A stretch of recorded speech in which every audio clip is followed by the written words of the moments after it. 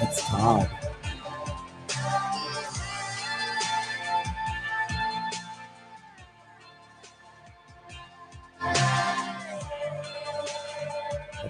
That's Todd's solo stuff.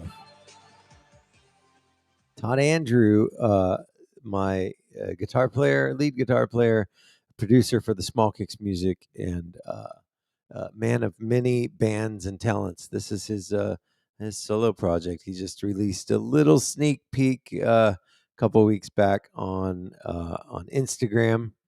It's a solo project that's been long in the making. He is a musician, producer, arranger, composer for film and television. He does this for a living. And um, his biggest problem, he says, is the fact that he spends so much time on other projects and other music that are either for bands that he's in or work stuff that he's doing, that he gets very little to no time to devote to any of the music that he actually wants to. That's what he's trying to do with this project. Let's see here.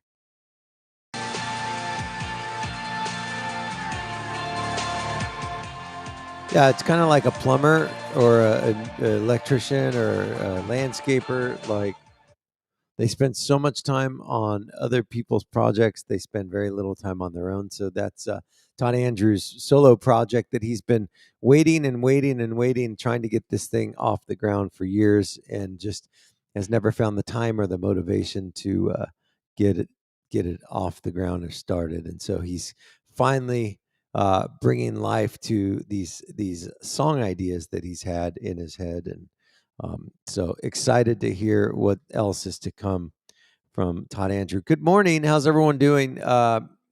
It's the Monday, May 24th edition of the Morning Buzz. Um, please forgive me. I'm kind of disheveled right now. I'm just trying to find my bearings.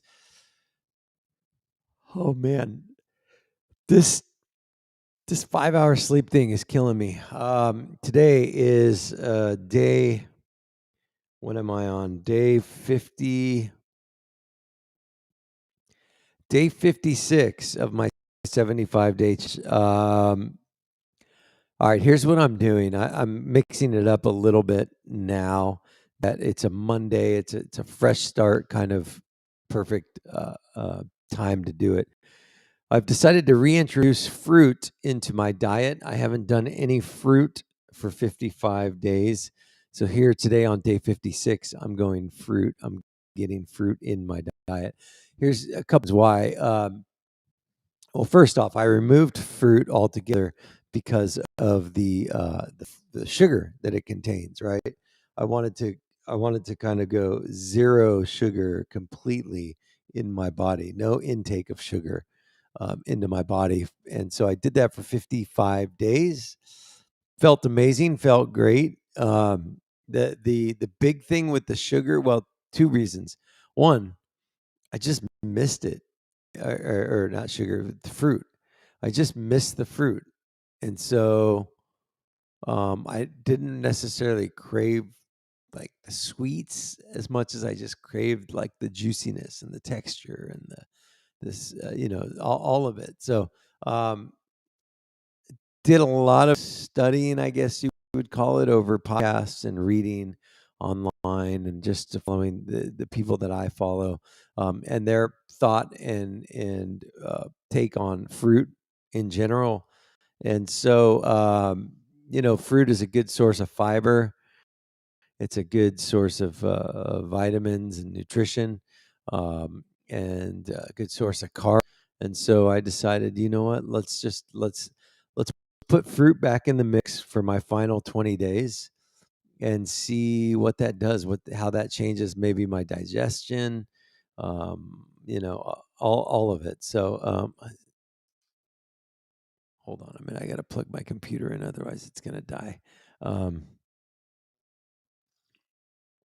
I can do that in a minute. So, anyways, so I got fruit going. I got a lot going on actually. Um, in terms of, if I can just, I've got coffee right here. I'm drinking one cup of coffee right now. I've got my gallon of water over here, and it's not Crystal Geyser. It's just a Crystal Geyser bottle. So go figure. And then I've got my smoothie. And so the smoothie is a new thing that I've adopted. And I'll be completely brutally honest with you. It's super hard to drink. It's I did I don't know. I did a variation of one that I found, and I listened to a podcast with Joe Rogan and Rich Roll. Joe Rogan, if you guys ever listen to him, he's like super into fitness, and he's very there's a few guys online that I really just admire and look up to in terms of what they do and how they live out their life. Joe Rogan's one. Tim Ferriss is another. Tim Ferriss, if you guys haven't listened to his podcast, he's brilliant. And then Rich Roll. These three guys. The thing about those guys is they'll try anything. They're open minded, and they're gonna kind of seek out what works for them, but they're not gonna shoot anything down without trying it. And so I think that's one of the main appeals to them that I have, is the fact that they are so open minded, and they'll share with you like what their thoughts are, why they think that way, but also why they don't know everything. It's just they're just real people, right? So um, I look up to them for that. The fact that they use their voice to just be real and say, "Hey, look, I don't have all the answers, but I want to look and see if I can figure stuff out." And so I'm kind of trying to follow in that frame of mind. Good morning, Mark and Shelley. How are you guys? Thanks for saying hi. Um, so, in listening to this podcast with Rich Roll, who's a ultra marathon runner, he's a vegan. Um, he's 55, 54 years old. He has a podcast. He's just a um, really thoughtful, great interviewer. He was actually on the Joe Rogan podcast. They were talking diet, and if you know Joe Rogan, he's like super hardcore hunter, meat eater. Eat what you kill or kill what you eat.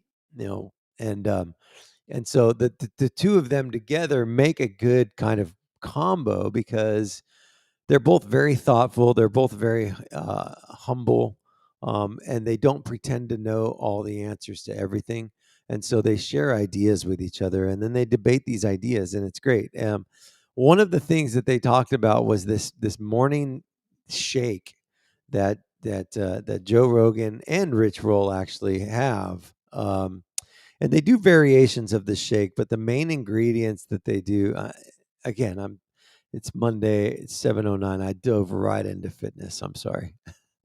In case you're wondering if this is the Mike Brady Fitness Hour, it is. In fact, it's the morning buzz.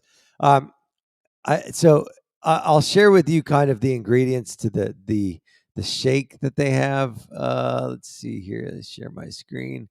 And again, it varies, right? It's just kind of um, an idea of a variation of it.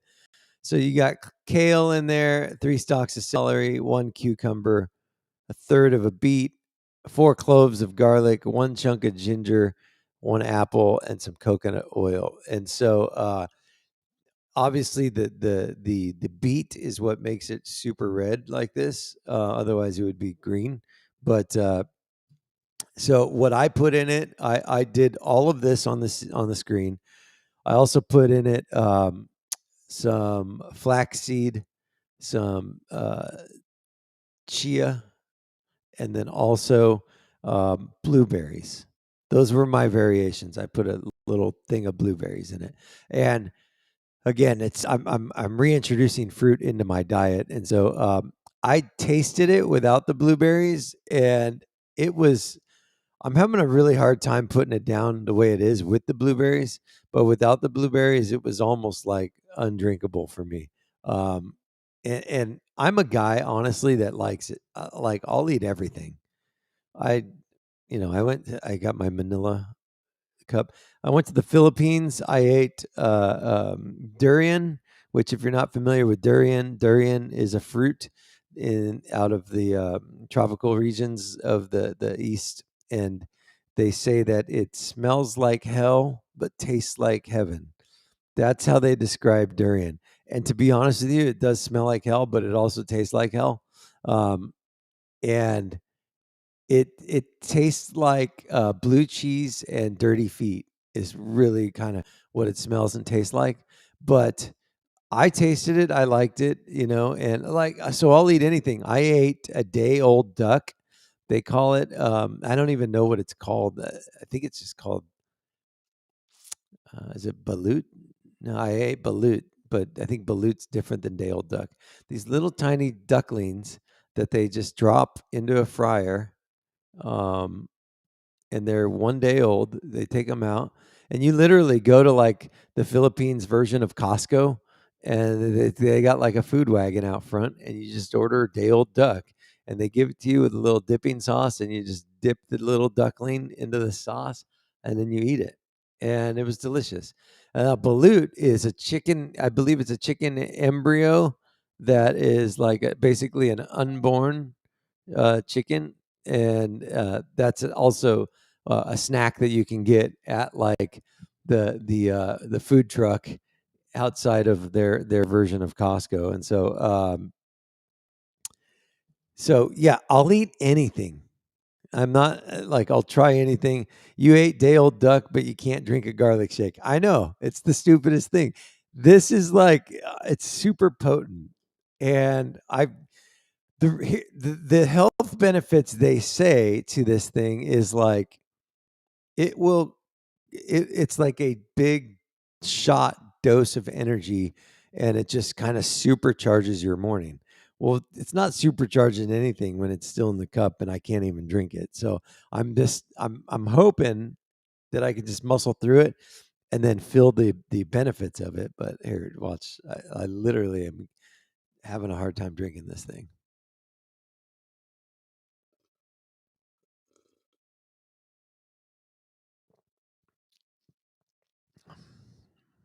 I don't know if it's the ginger or the garlic or just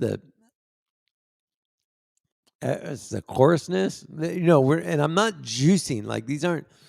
It's not a juicing thing. It's a blending thing. You're throwing everything. Don't ruin eating chicken for me. Yeah. Oh, hey Anthony, we're gonna talk about your chicken I saw you eating on Saturday night. By the way, uh, yeah, it's like the coarseness because you throw it all in a blender. Here, I took pictures. Um, let's see. Okay, so this is this is the I tried. Oh, I went to Gather. If you guys haven't been there, Gather's like a natural food store. It's like a well, how would you describe it? It's like Whole Foods kind of. It's in a Atascadero, but it's locally owned. Um, they've got you know fresh fruits, vegetables, food. I mean, you name it. It's one of those hippie stores. It's like so not a North County store, but I love the fact that it's in North County. But it's a hippie store. Let's be honest. But I like it because I'm like that. All right, so I went there. I bought $25 worth of fruit and vegetables, and there's my box. So this morning, this is what it looked like in the blender.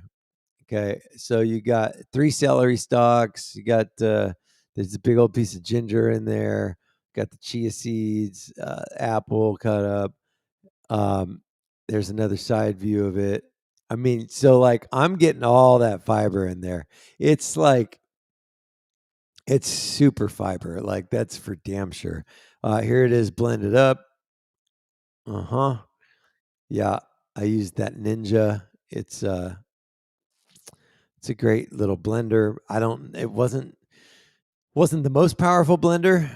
It did good, but it's like we're basically trying to blend bricks. I mean, if you look at the food in there, like that's like, I guess if I had more time, I'd be chopping it up a little better to make it easier to blend. But I just said, screw it, let's get it done. So, yeah, it's here it is. It's day one of this super smoothie thing that I hope and pray that it really does do what they say it does. Like supercharge your day and energize you. And yeah, we'll see. I I went to the gym this morning. We went at 5. Allison and we stayed up super late. Um, but Abby, my daughter, who's a high schooler for 2 more weeks, 3 more. What's our countdown at? I gotta find that countdown. Um, here it is. She wanted to go to the gym with me. She's on this thing where she wants to hang out with me and do some gym time. So I'm not gonna say no to that. So I got like, okay, 17 days till graduation. Wow, crazy. Um, so I'm getting like cool dad-daughter time in the morning going to the gym, 5 AM, right? And so, her and I went and, had a great workout over at the lab with Bradford, and the 5 AM crew is, I love being with them. It's just super, it's tough to do that and then have a full night, and I gotta get more sleep, right? So, but whatever. Um, yeah. So, went to the gym, did the 5 AM thing, got home. I didn't have time. I just like threw everything in that blender, blended it up, made some coffee, and turned on the show. And here I am. So, um, yeah, it's going to be interesting. But I've got one workout done already. So I'm super pumped about that. Sundays are always hard for me just because,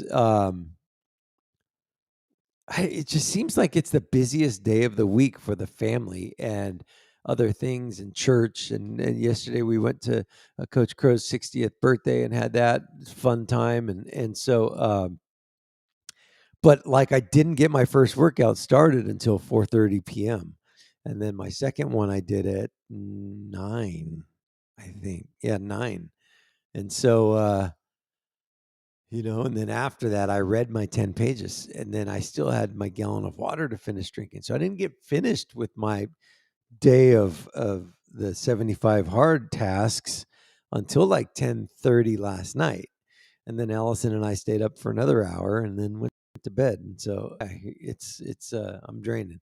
All right. So, Anthony, let's get you in here, dude. Hey, so I'm going to pull up your food real quick. I Hold on. figured I figured you would. I'm not food shaming you. Just I for the figured you would.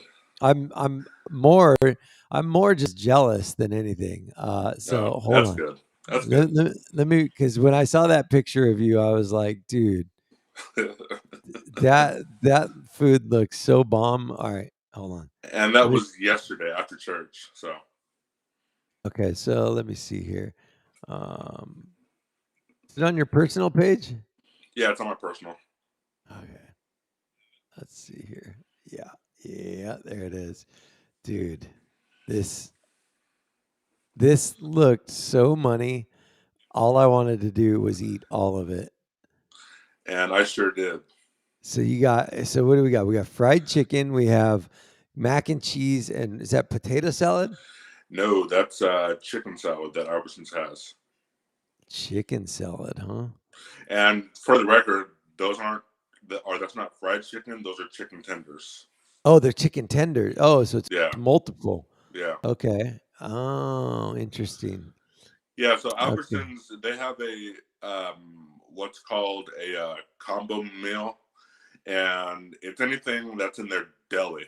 Um, Mhm. and for those of you that don't know, I used to work at Albertsons here in Paso, and so I got to know that meal like really well, like because I would have it like almost every day.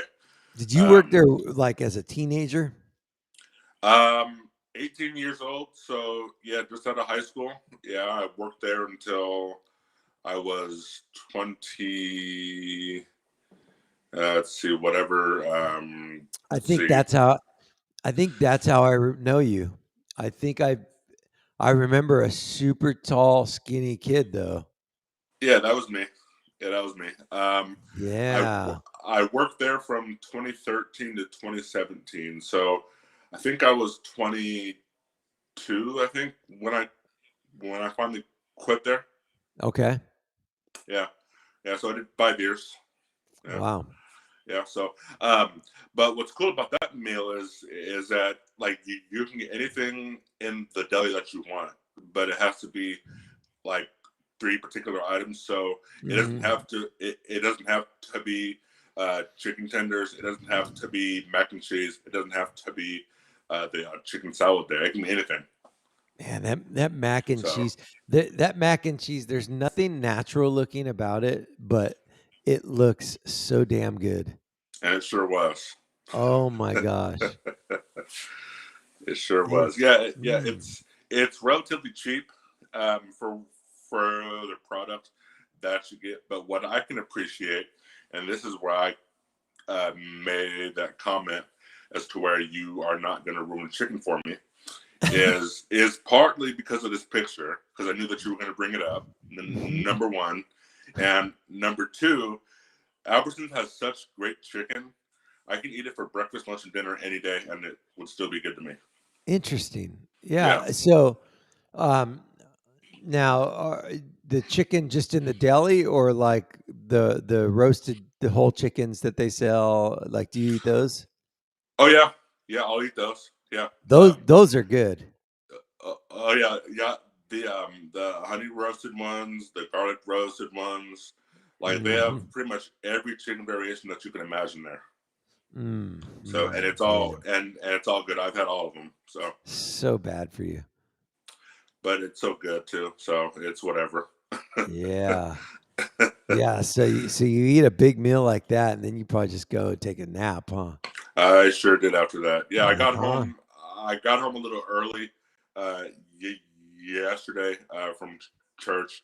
My dad had a couple things going on at his house, so I just came back to my apartment and and grubbed out and went to sleep. So Okay. yeah. All right. So here's a picture of balut. I mean, this is just wrong. Balut is a Filipino term for a fertilized developing egg embryo that's boiled and eaten from the shell. It's commonly sold as street food in South China. Okay, well, there you go. So yeah, this is I've had this in the Philippines, and you literally like you get it off of a freaking food truck. It's like you know how here we go get street tacos, Hmm. like they go get this. And it's funny because the pastor I was with, he's like he buys it for me and he hands it to me and he's waiting for me to eat it and he's watching me and then I ate like half of it and he's like, "Oh, you don't want the rest?" And I said, "No, no, no." So like they were fighting over eating the rest of my balut. Yeah, so there's balut. So that I mean, I'm it's like, there you go. I don't know, I don't know if you can get it anywhere in the US. Day old duck. Like I said, Mike, you're not going to ruin chicken for me, and I'm not sold on that. So Day old duck. I'm not. I'm not eating duck. No thanks. Day old duck, Philippines. Filipino food. There it is. No thanks. But since we're on the subject, I also will not eat some Chinese food as well. Um, Have you been wha to Have you been to Dragon Palace here in Paso? No, I haven't. Well, maybe I have. I don't know. So when Kevin, so we have a Chinese student who we've adopted as our son. He came over to the U.S. Let's see, when did he get here? He got to the U.S. when he was 15 years old, um, Mm-hmm. and he stayed with us for 3 weeks. And then fast forward 6 years or so, 7 years, he graduated from college in China, and then got into UC Davis in grad school. So he came and stayed with us a few more times. But so he's been in grad school for almost 2 years now in the United States. So he's holidays and stuff he spends with us because we're his only family that he knows here in the U.S. So Mm-hmm. um, his take on American Chinese food, though, is it's put it in the blender, you'll be fine. Lori, I blended it for like 15 minutes. It's like I've been blending the crap out of this thing, and it's thick. It's like mud. Um, so Kevin's take on Chinese food is that American Chinese food is super sweet. It's Hmm. like they put so much sugar in the food to make it sweeter so Americans like it. He says because Americans like sweet things because they're all fat. That's like his perception, right? And so, You know, um, from an actual Chinese person, that is that's probably more accurate than we would ever know. right. So what's the restaurant you told me? It's called Dragon Palace. Okay. It's on Spring Street. It's about 7th or 8th in Spring. Okay, I know where it is. Yeah, Yeah. I think Kevin has brought home food from there before. Hmm. Yeah. Yeah. Um, how about that one in Atascadero? You go to that one? The one by Matt Garrett's place, the Irish Oaks Mercantile? Was it China Buffet or China Gourmet or something? China Gourmet's here in Paso. I'm Oh, not sure of any Chinese restaurants in Tascadero. it's right there in his parking lot. I can't remember the name of it, but Oh, you mean Golden China? Golden China. I've never been there before. No. Okay. Golden China's been there for years. Yeah, I've never been there. Yeah. Yeah. All right. Do you guys know of any good Asian cuisine, whether it's Chinese or Thai? Put it in the chat if you guys have a favorite. Because Kevin is coming. He's graduating from Davis. He'll be back here, I think, next week or the following week. Um, and so he's going to spend the summer with us as he's preparing for his next round of school. So he just got an extension. He's going to stay in the U.S. for a little longer, which will be great. And he loves it here. He wants to stay in the United States, which is awesome. Awesome. So, yeah, man. So Albertsons, let's get back to this chicken and your plate here. Um, I wonder, and again, I'm not food shaming you. Do you think Albertsons has the best chicken strips? Tender wise, yes, I do. Have you had the ones from the market here in Templeton? Yeah. They don't uh, they don't line up to Albertsons. I'm sorry to say. Really? Really. Yeah. Really? Yeah. Because I think more of it is because and I'm not shaming Templeton Market. Used to go there every day. Used to live in Templeton. I love it. But just the it's not as if I can say, um, did you spill? I just spit it up. Yeah. I thought I saw that. Anyways, Let's check the replay. I had a little of it came out of my mouth. I had a hard time swallowing it. All right. all right. So anyway, getting back to it here. No, the reason why I say that is because it's probably more of the thickness that Albertsons has with their chicken more than the Templeton Market. And so with me, I like something thick that I can bite into. Yeah, I mean And that's so, why I thought it was one piece of fried chicken. That no, that that's that like three different individual uh, tenders. those are big tenders. Yeah, Wow. yeah. Okay.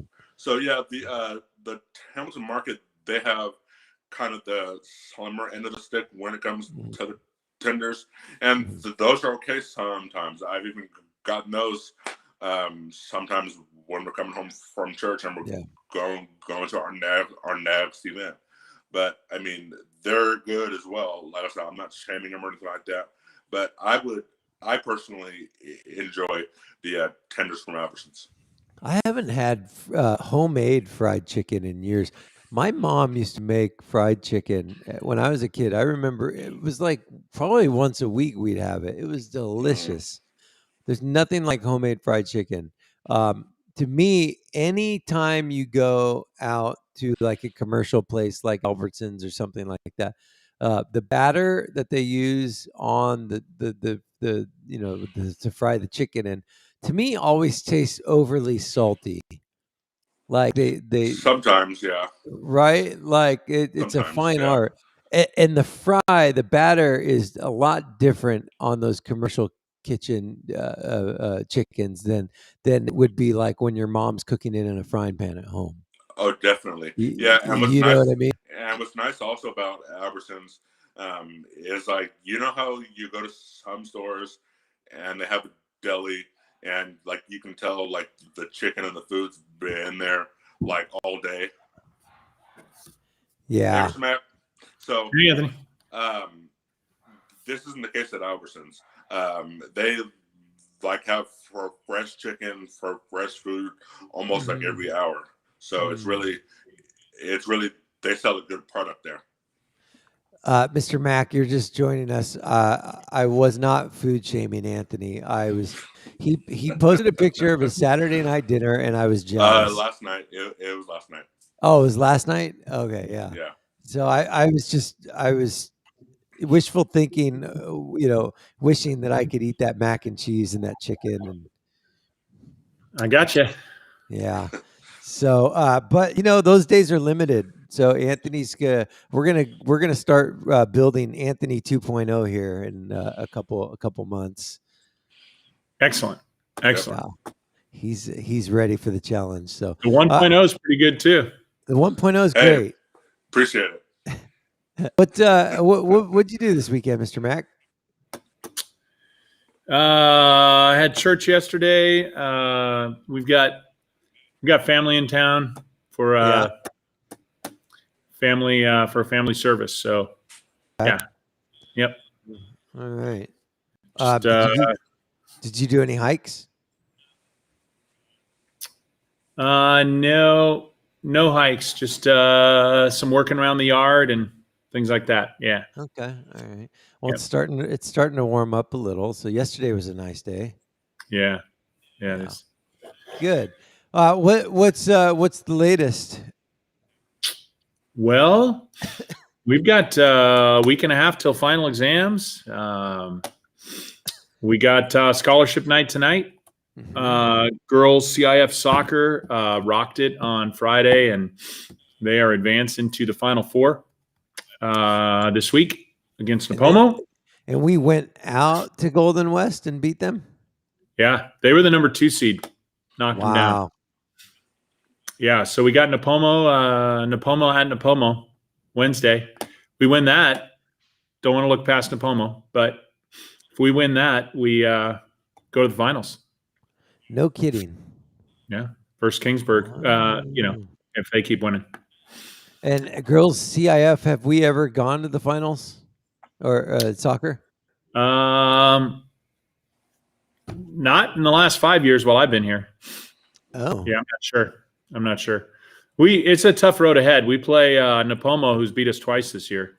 Yeah, and Kingsburg is I don't know. They've won 12 in a row. So, but Final Four, that's great, and we'll see how much farther. Well, good. Let's see here. Let me get the picture up so we can share it with everybody. Yeah, there they are.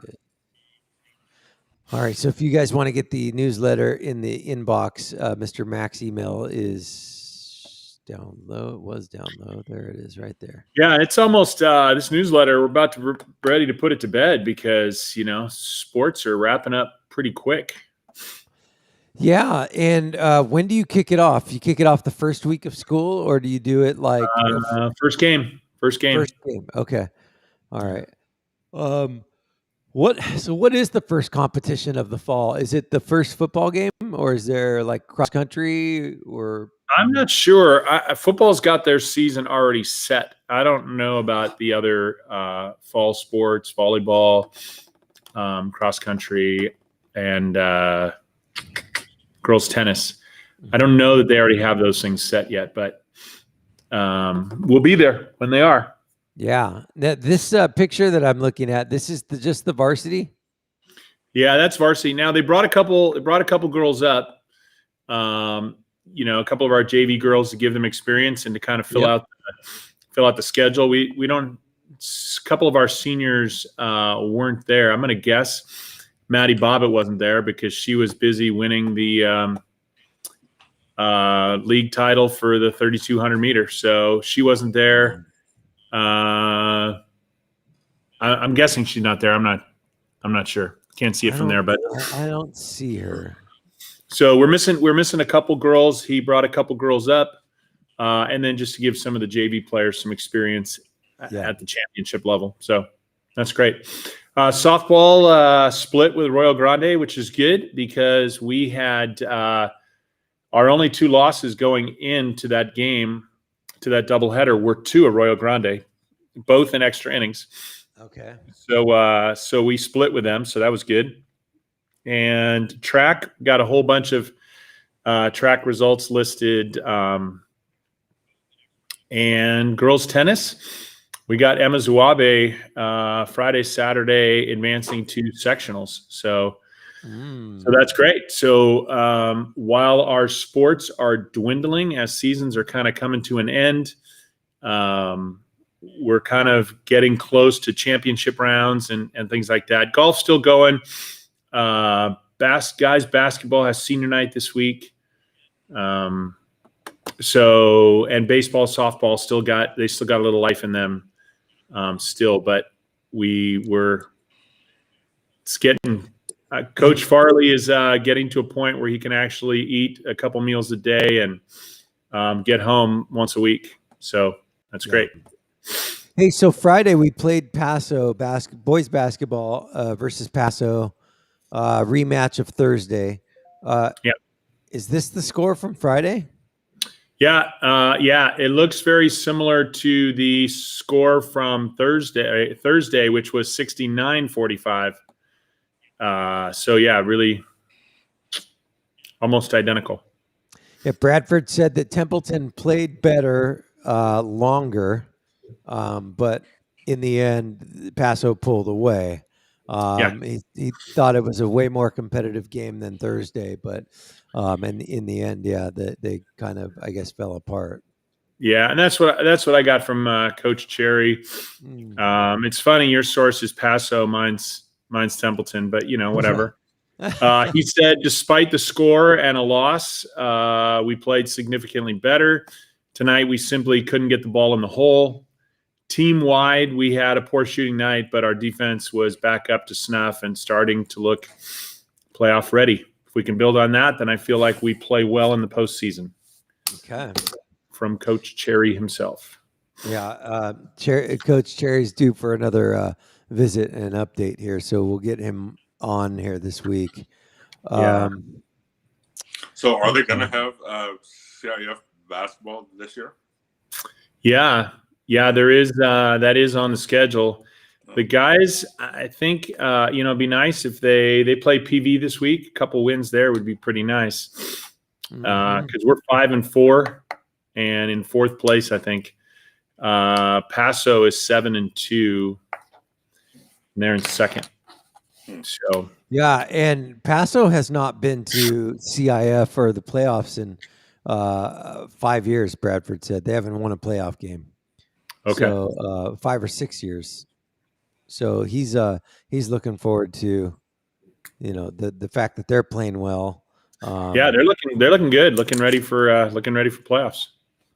It's funny, man. When I started working out at the lab, all those kids who are seniors this year were freshmen, and they were all there every day, because Bradford just spends so much time kind of, doing these clinics with these kids. And to see them all like turning into men is just wild, right? I mean, it's they go into high school, these little boys, and they come out these men. It's just the craziest. Yep, that's absolutely true. To see the guys or the girls come in as 9th graders, and then it's not that long. It's only 4 years, but to see them then graduate, walk the stage, hear the things that they're getting themselves involved in, and what they want to do for a living. I mean, it's pretty impressive, pretty neat. So crazy. Yeah. Time flies. Well, yeah. So we got that. We got those sports. We got scholarship night tonight. What else we got? We got, of course, no school on Monday. June 2nd is Evening for the Stars. That's awards night. And that'll be in Volunteer Stadium. June 3rd, always one of the highlights, I think, for me, though a little hectic. But Senior Walk, 9:30. where our kids leave here in their cap and gown, walk through the middle school, walk over to the elementary school. That's pretty sweet. And then finals start up on the 4th. And then it gets pretty busy after that. Yeah. And finals and graduation and senior breakfast, senior sunset, all those things. I don't know if you saw earlier, I shared the countdown timer. Oh, let's all see right. here. Let me find it. There it is.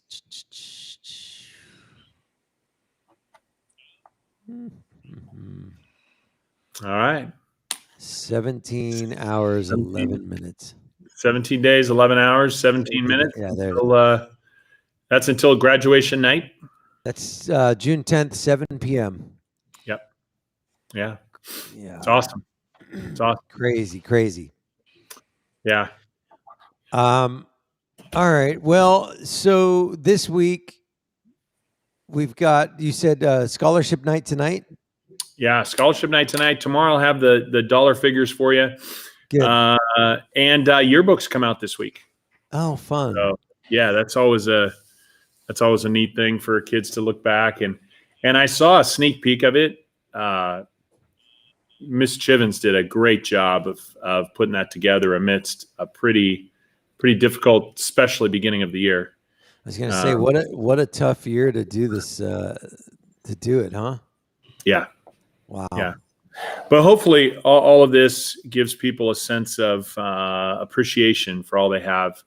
And when we get back to school next year with our juniors becoming seniors, and that there'll be an appreciation for being on campus 5 days and getting a chance to play your team, play for your team in your regular season, and fans in the stands and all that kind of stuff. Hopefully we'll get all that back. Yeah. So the hard part is the transition for the parents of the seniors of going from, gosh, my kid was robbed, they missed out, to, wow, this is really going to define who they are in the grand scheme of things, and be used as a kind of a, I don't know, a positive, right? But like right now, it's the overwhelming feeling, at least for me, like, gosh, I just feel so bad for my daughter who didn't get a traditional senior year, right? But I don't know. Yeah. It's been tough, but there are tougher things in life. Totally. They got to go to school. They got to actually be here on campus. They're getting a almost regular graduation. I mean, it's pretty close. They had a nice prom. All the sports got a season. Some of them got CIF playoffs. I mean, yeah, it ended up a lot better than it could have. And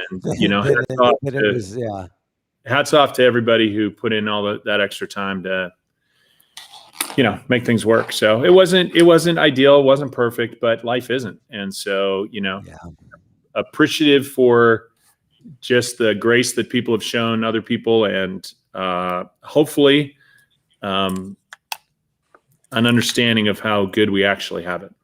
Yeah. No, for sure. Well, yeah. All right. All right, Mike. I'm going to sign off because it's 7:45, and you got more important people like Anthony to talk to, and I don't know who else you got jumping today, but no, today we got Mr. Joe Farley will be on. Oh, nice. But yeah, he's the only other guest we have on today, so we're gonna keep talking about the things that I love talking about: health, fitness, diet, exercise, all kinds of fun stuff. So awesome. Hey, he's got to make some pretty tough decisions here before next week in terms of scholar athletes of the year and athletes of the year. I mean, we got some pretty good athletes out there he's got to choose from. Yeah. Wow. So next week, what's next week? Why is his deadline next week? That's our senior awards night, and that's when they're going to be named. Got it. Okay. Amidst a million other awards, but those are some of the biggest ones. And then probably the biggest award is depending on who you talk to, is the Eagle of the Year or valedictorian, Principals Award winner. I mean, there's some pretty neat awards out there. So, wow. Yeah. All right. Yep. Well, we'll see if I can squeeze any info out of him. All right. Hey, are you going to be at scholarship night tonight or just me? I don't know. I guess I hadn't planned on it. Well, I didn't know if your daughter's involved in that at all. I don't know. I should know that, right? Okay, man. Yeah, I'm on a need to know basis. They just tell me where I need to be and when, and then I'm there. She's all of the winners have received a letter. Okay. So I don't know. I mean, that's the same thing with Evening for the Stars. Got it. If you get a letter, if you get invited, then you're getting something. So, okay. Anyways, yeah, I don't know if she did or not. I don't know if she put in for any. I don't know. Anyways, I'll be there and I will have some info for you tomorrow. All right, sounds good. Okay. Have a good one. All right, Mike. See you, Anthony. All right, I'll see you. Yeah. Take care. All right, Mr. Mack is getting ready for another week as we wind down. The schedule starts to get more and more busy with him getting these kids ready to spread their eagle wings and fly away. So, hey, do you remember your senior year? I do. You do? I don't remember mine at all. Well, that's because it was almost 80 years ago. It wasn't that long ago. It was 90, 95. I don't even know what year it is. It was 26 years ago. Holy smokes! It was the year that I turned 1 year old. That's crazy to think about. I still feel like I'm 25 years old. Like I don't feel 43. Yeah, I don't know. How about you? You graduated when I was 1 year old. That's insane. Wild. No, my senior year was great. Started out, didn't have as many COVID issues. Well, any at all. No, I graduated May 31st, 2013. I can't remember the exact reason why it was made, or it was in May opposed to June. I can't remember the reason why, but there is a reason why. So graduated in May of 2013. I started my job probably a week later at Albertsons. Did you work with Earl Clark? No, I did not. You didn't? I did not. He worked there for 20 years. Maybe he was gone by then. Yeah, I'm not sure, but I know who that is, though. But how about Olivia Younts? Oh yeah. She's a good friend of mine. Yeah. I grew up with her. Yeah. Go ahead. I was just saying, yeah, Earl worked there forever. Yeah, I know who that is, though, but I never worked there with him. So anyway, yeah. So I worked there. Graduated, like I said, in May of 2013. I took like a week off, and I just said, okay, let me kind of feel like what a graduate is, without having to do anything or have any responsibilities. And so then I said, after a week, I'm like, okay, I need to go make some money. But let me tell you the funny story about Albertsons just real quick, and then we'll get to news. So I was in the leadership class on the high school campus, and every year Albertsons put on a Christmas party at the fairgrounds for the community. Do you remember that? No. Really? Wait.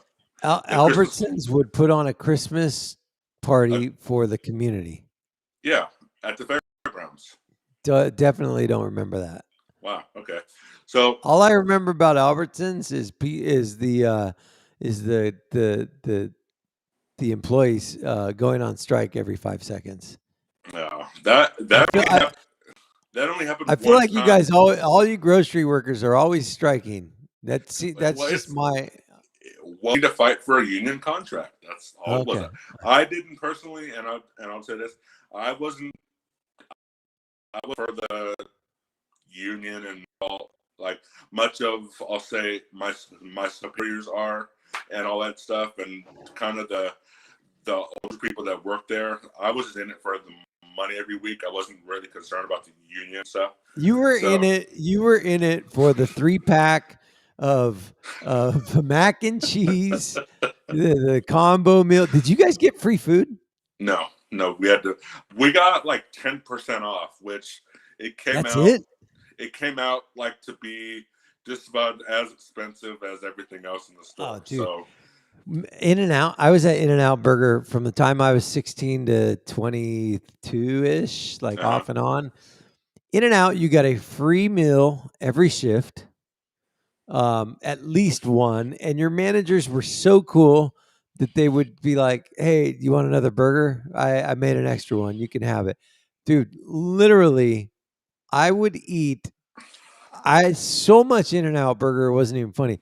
We used to do these plates, before they had the trays that are like, big on the sides. Uh-huh. We had these flat trays, and we would put a whole basket of fries on a tray and just put mustard and ketchup, and it would just sit in the back, and everybody would just be eating fries all day long.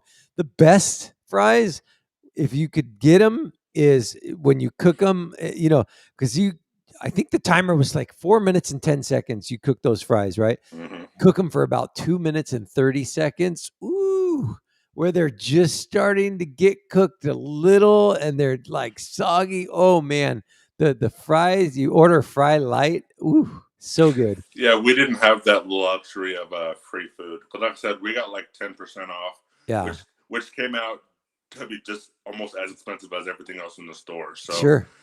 so anyway, back to the Christmas party. So every year it would happen, and I think I was in leadership my junior and senior year. I think. So I was in it for 2 years, give or take, and we had like to get like these points like for community service, Mm-hmm. and so a manager at the time or a store director at the time, she's gone now, as I found out yesterday. Um, she would come down to the school and kind of advertise for community service hours, because we had to have like a certain amount of community service hours for the class. Okay. So I volunteered, of course, because I just did. So I said, yeah. I said, I'll come down and help you out. And so I did that, as a bunch of us other people did too, in the class. And so that turned in to me getting a job at the store, Yeah. because the manager or the store director, her name is Cindy Hawks. She like loved me so much. She said at the end of my senior year, to come talk to her and she'll give me a job. Mm-hmm. And so I said, okay, yeah, I'm a high school kid or whatever. I'm thinking about more graduating than I am working. So Right. I'm like, okay, all right.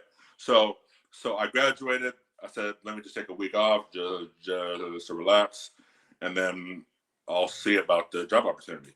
So, of course, at that time, I'm thinking all about the money at this time. So I'm like, okay, well, I need to start making some money. So I did that. I went down to Albertsons to talk to Cindy, and I got a job. So that's how I started working. So yeah. So anyway. So I have some strong ties there with Albertsons. So yeah. All right, so let's shift gear. Well, let's segue from that into. I want to throw this out there. What's the best summer job for a high schooler? There's a lot of them actually. I know that they're advertising for event stuff at the fair this year. What are they like? Well, I mean, I don't know if that's a. I remember being in high school. Everybody used to go to the fair every like 2 weeks before the fair to turn in all your applications Mhm. and get hired by all the vendors. Yeah. I never worked at the fair, um, but I have a lot of friends that did. Is that so? That's still a thing. People do that. Yeah, I remember I graduated and then I went to the fair as well, and I saw tons of classmates working at Domino's, Big Bubba's, Mhm. all the food stands in the fair. Mhm. So that's as of 8 years ago. So I think it's still a thing. Hey, speaking of Big Bubba's, does Roger Sharp own Big Bubba's? Do we know? He's either an owner or a manager, either one. Okay, he's been there forever. Yeah. Let me see if it says it on the website. I'd like to get him on the show. I think it's cool what they did for the law enforcement the last couple of weeks. I went. They were doing what were they doing? Free food or 50% off or something. Yeah, so if you went into Big Bubba's or any of their other restaurants, and you are in law enforcement and you're in uniform, you ate for free. Yeah, that's right.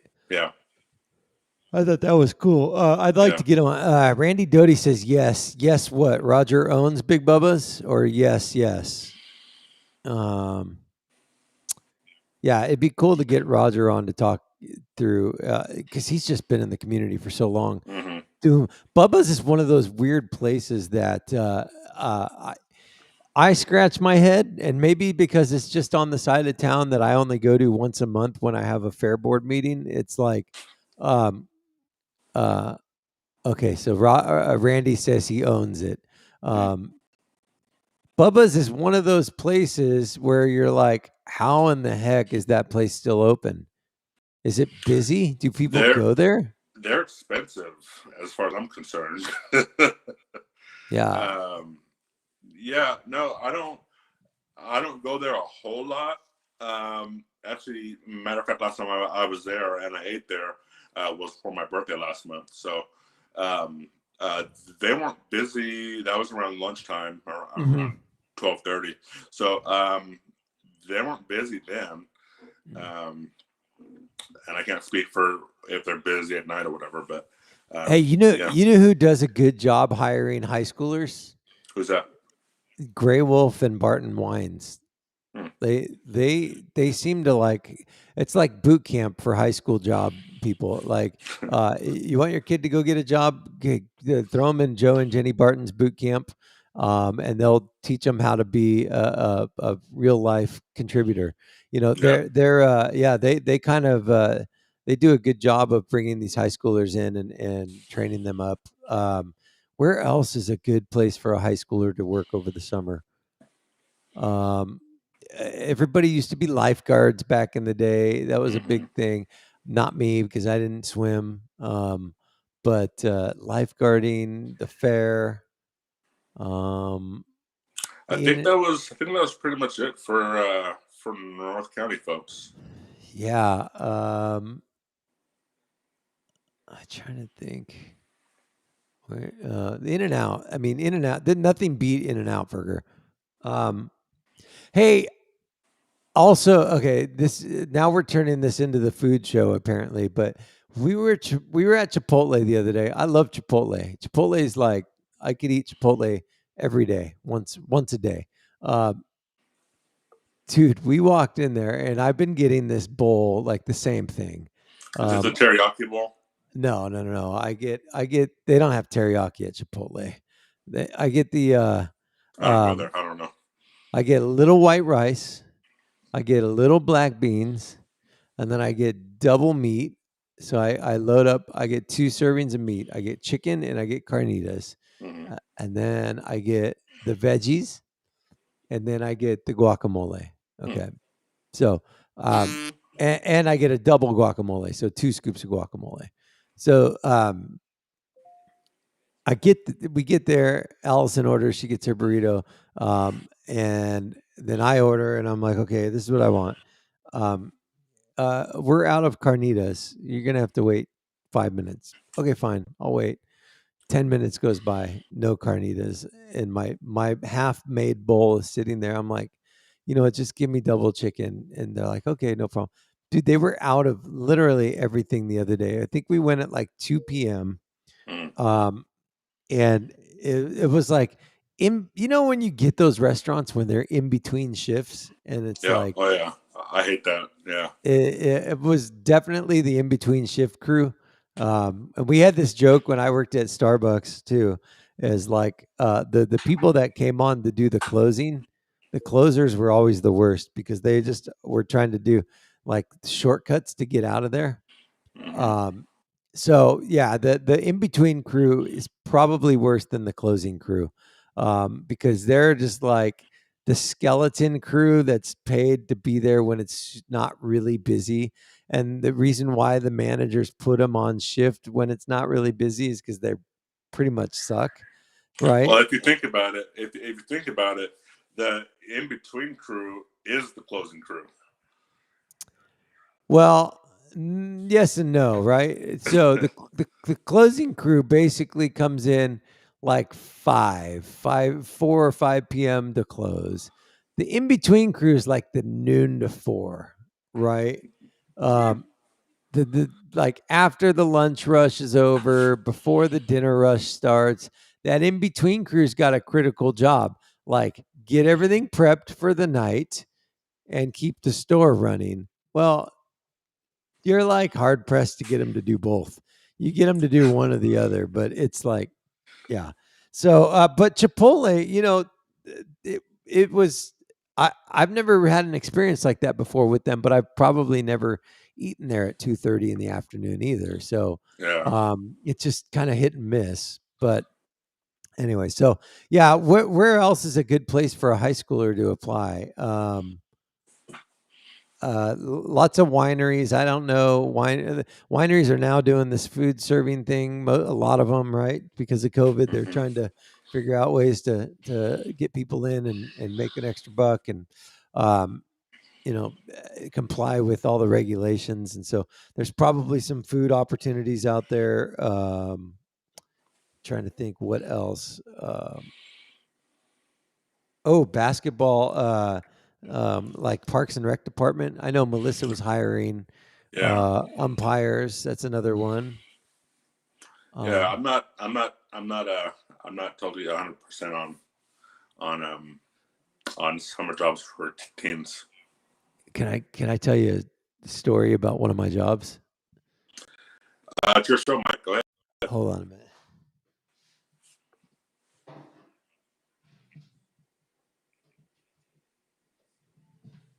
I forgot I had to plug my laptop in. It wasn't plugged in.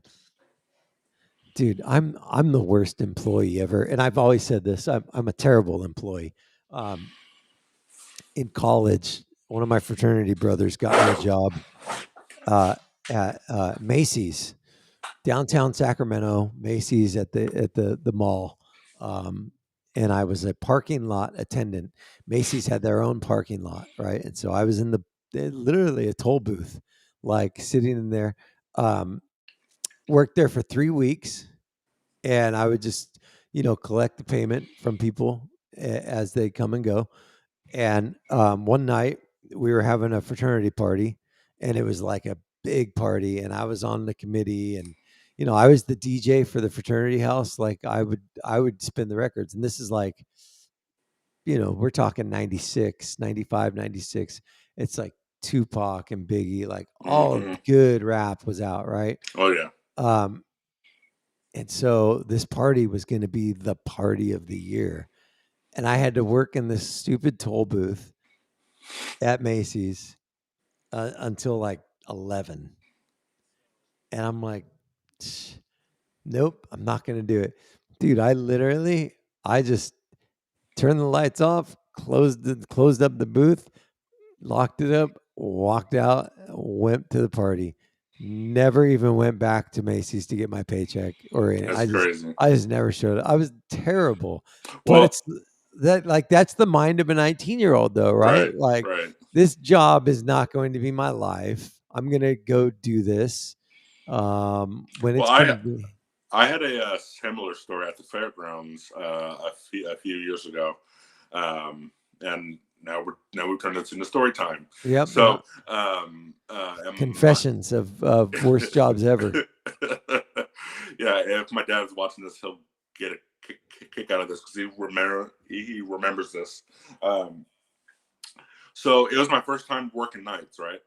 And again, it was at the fair, and I signed up to be maintenance crew at night, which I don't recommend. That sounds miserable. I'll tell you why in a second. So I signed up for it or whatever, and I said, okay, cool. I got my first night job and all this other stuff. I was excited and everything. Still working at Albertsons at the time, and I got off from Albertsons in the day, went home, went to sleep.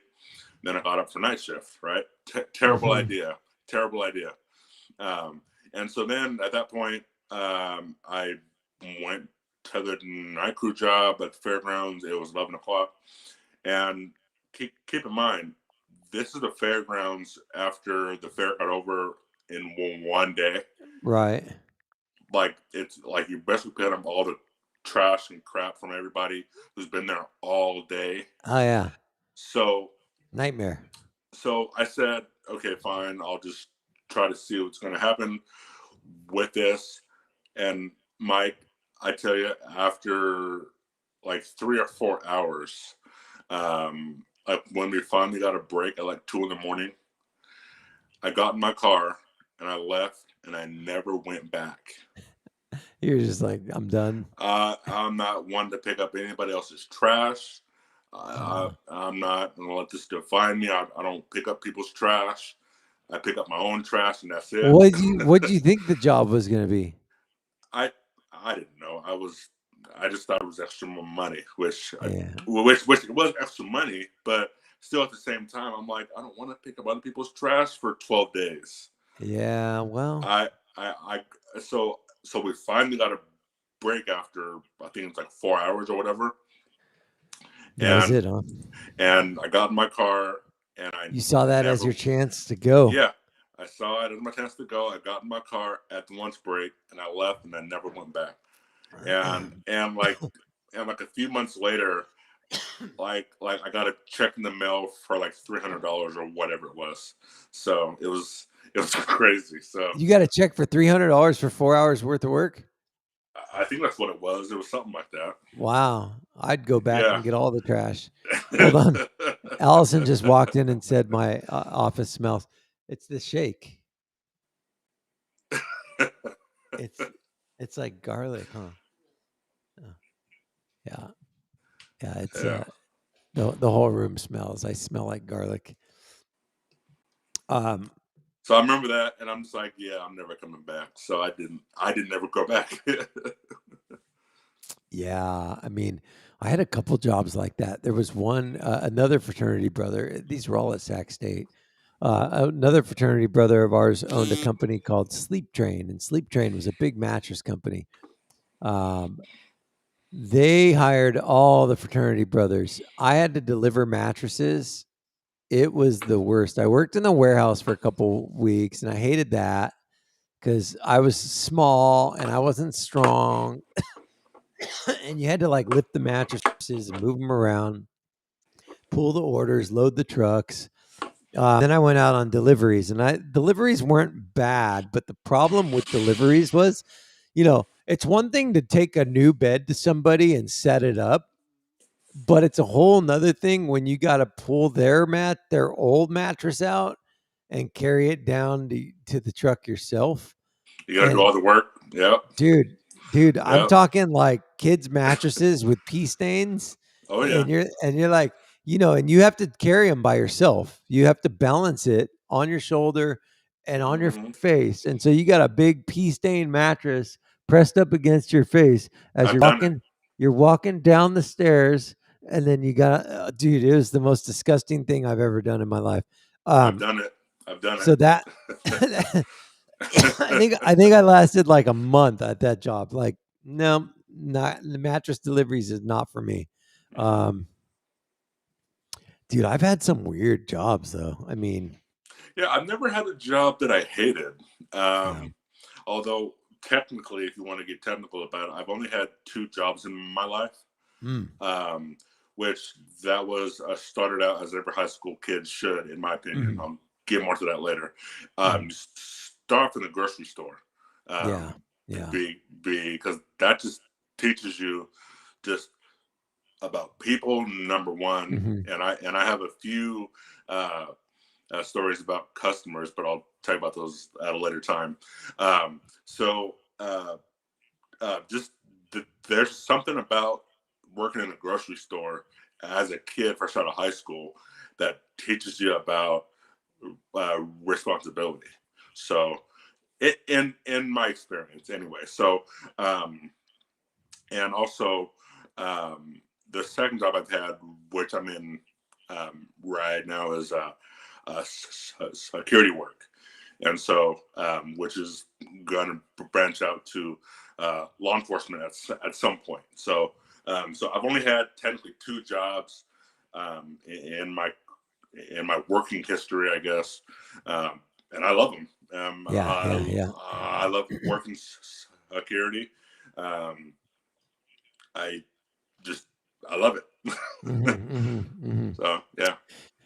Yeah, I've had a chance. Law enforcement, I definitely can appreciate it, having been around it most of my life. I've had a chance and an opportunity to. I was a police explorer scout. Excuse me, 8th and 9th grade, I think. Hmm. Been on multiple ride-alongs with family members and my dad or my stepdad, and so yeah, I can see where people would fall in love with that line of work. Hmm. Um, but it's definitely not, It's not for uh, everybody. It's not for everybody. yeah. It's definitely not for everybody. For me myself, I'm getting more to the point um, to where I want to start um, getting into kind of the administrative side of Mm, security. I've been in the field for now almost 7 years. mm. So I kind of want to start getting into more of the administrative side of security Mhm. and start working in the scheduling and all that sort of thing, and kind of see what goes on kind of behind the scenes. I mean, my dad, Mm. he's he's retired law enforcement at Department of Corrections Yep. and stuff. So and you know that, and so he is the chief of security. Well, actually, funny fact, me and him actually work for the same security company, but just at different locations. And where he's a supervisor, Mhm. and I'm just a regular officer. Um, and so he does a lot of the managerial type stuff for Yeah. his site, and I see what he does because he deals with scheduling, and that entails people calling off, people being sick, people doing this, that, and the other, people getting in trouble sometimes or whatever for doing stupid stuff. So, which that's in every job. So that's no surprise. um, um, and then also I see him doing the payroll and all that sort of thing. So Yeah. just the administrative kind of clerical stuff is kind of what I want to get into now. Yeah. So That to me sounds like hell. it Um, is, and it's helpful for my dad some days, but he does it. yeah. Yeah. Yeah. I I, mean, I, I was it's just I was just texting with my buddy Andy, who I worked for. Um, Andy was the morning show host on a radio station in LA. I was his producer, and I said, "Hey, we're on my show talking about worst jobs ever, and how bad of an employee I was." And he says, "Yes, you weren't horrible. You were innovative with flex time and all." So the thing about Andy is, when I worked with him, I would show up to work 70% of the time. And this is the funny part. Andy and I lived in the same building, and he was 2 floors below me. We worked the same shift. I worked for him, and he gave me a ride to work every day. And I still only showed up 70% of the time. I was terrible. But yeah, so he relied on me to literally research and get news and do all this stuff and come up with stories and so his morning show when I wasn't there doing that for him, it was like, well, okay, Mike's not here again. I guess we're just gonna do it without him. So yeah, I was a terrible, terrible employee. But he was super what's the word? Forgiving. He was very forgiving of what a terrible. I was a terrible friend and a terrible employee to think about it. Like, Are sorry, you Andy. sure? Are you sure the reason why he didn't fire you was because he only had you to depend on? No, I'm pretty sure. Yeah, they. So I remember walking into the office, and I got a promotion, and this is before I became a really bad employee. But the my boss Andy, and then the director of the station Keith, bring me into the office, and they're like, "Okay, Mike, we're going to give you a raise.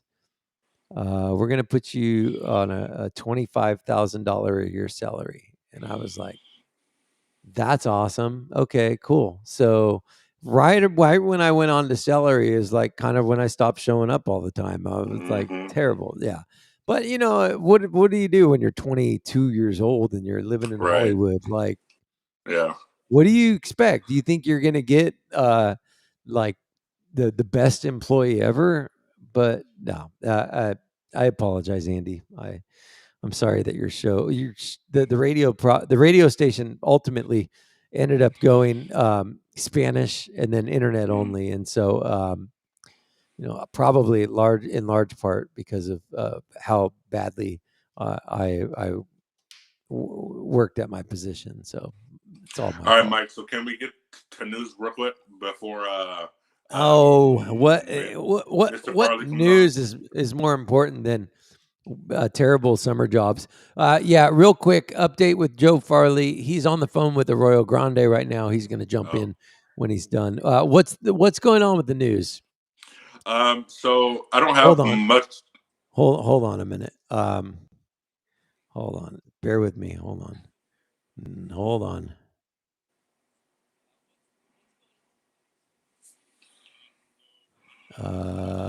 Hold on. Bear with me.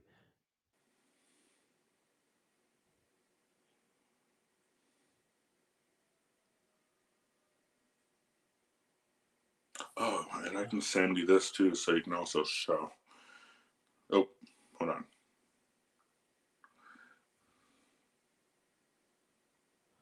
Oh.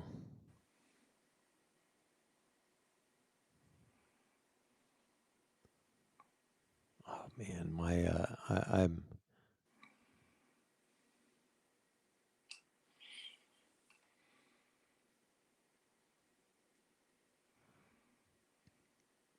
No.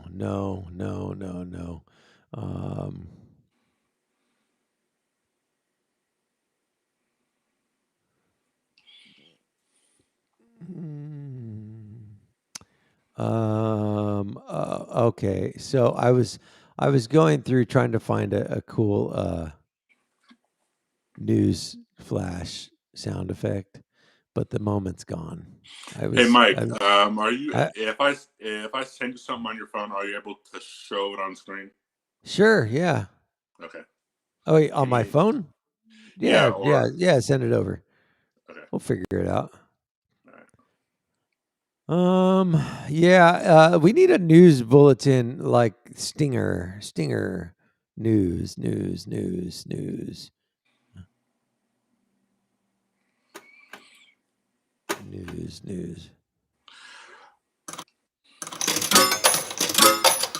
No, that's not news. Definitely not. How about this one? What's this one? No. Laser shot. Here we go. Oh, that's a good one. Okay. All right. It's time for news. Anthony, what's the news? All right. So I don't have anything much from this last weekend. Okay. However, It won't stop. Sorry. Go. So last night around 8 o'clock, an officer, if you can bring it up on your screen, Mike, and an officer with Paso PD conducted a traffic stop in the 21st and Spring, which turned into a parking lot. The driver of the vehicle decided to go for a little track meet from the vehicle, and which led into a nearby bush, which he refused to come out and comply with officers, and that's the scene where he was apprehended. He was apprehended by a sheriff's canine who arrived on scene to assist.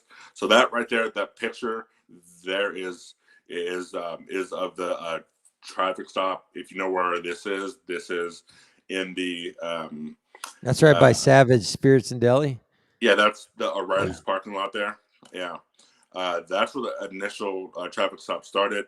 And then if you go to one of the next pictures, that's the scene of where he's apprehended. You can see a couple sheriff's vehicles along with Paso PD. And if you go to the next picture, that's when they got the subject out of the bush.